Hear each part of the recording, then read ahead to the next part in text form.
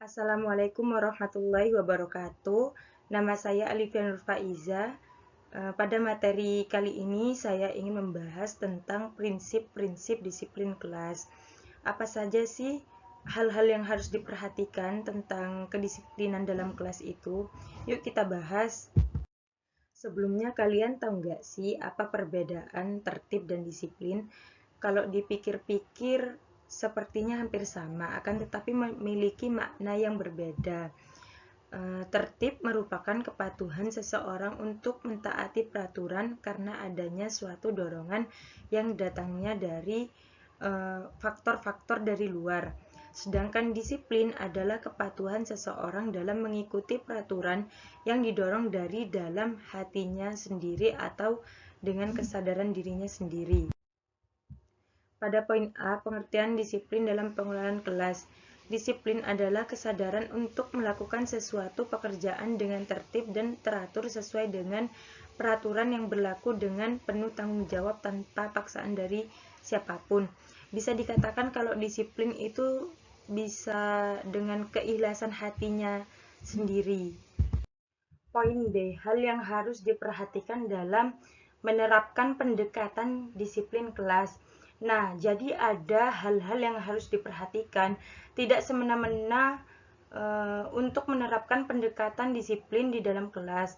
Jadi, yang pertama ada menggambarkan prinsip-prinsip pedagogi dan hubungan kemanusiaan. Apa sih prinsip-prinsip pedagogi itu? Prinsip pedagogi adalah teori, konsep, dan praktik mendasar yang digunakan untuk mengoptimalkan hasil pembelajaran dan mendorong strategi pengajaran yang lebih efektif. Jadi, poin yang kedua untuk hal yang harus diperhatikan dalam menerapkan pendekatan disiplin itu ada mengembangkan dan membentuk profesionalisme personal dan sosial lulusan. Jadi yang ketiga yakni merefleksi tumbuhnya kepercayaan dan kontrol dari peserta didik. Dan yang terakhir ada menghindari perasaan beban berat. Poin C, pentingnya penanaman sikap disiplin di dalam kelas. Yang pertama, menciptakan suasana belajar yang berkualitas. Yang kedua, untuk membentuk peserta didik yang berkepribadian santun dan berkarakter. Yang ketiga, mampu menghargai dan memanfaatkan waktu dengan baik. Yang keempat, taat pada peraturan, serta dapat mempertanggungjawabkan segala tindakannya. Yang terakhir ada siswa akan lebih efektif dalam proses pembelajarannya. Poin D, bentuk-bentuk disiplin belajar. Jadi ada dua. Yang pertama, disiplin siswa dalam menentukan dan menggunakan cara atau strategi belajar. Adapun strategi belajar itu ada tiga, yakni audio, visual, dan kinestetik. Poin kedua, disiplin terhadap pemanfaatan waktu. Jadi yang pertama itu cara untuk mengatur waktu belajar, yang kedua itu pengelompokan waktu, dan yang terakhir ada penjatahan waktu belajar.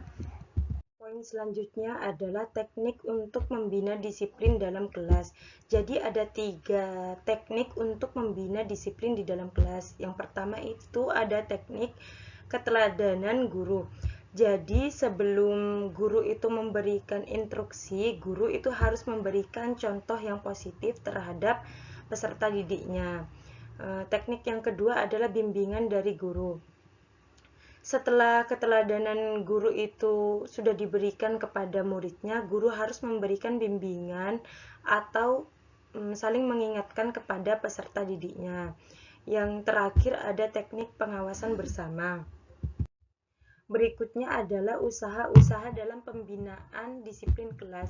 Jadi yang pertama ada mengadakan perencanaan bersama antara guru dan siswa. Jadi guru itu harus membuat perencanaan atau peraturan yang telah disepakati antara guru dan siswa. Yang kedua ada membina organisasi kelas secara demokratis. Yang ketiga mengembangkan kepemimpinan dan tanggung jawab terhadap siswa. Yang terakhir ada membiasakan siswa untuk mandiri dalam melaksanakan tugas dan kewajibannya. Jadi semuanya itu tidak ketergantungan kepada guru. Jadi guru itu harus membiasakan siswa untuk mandiri.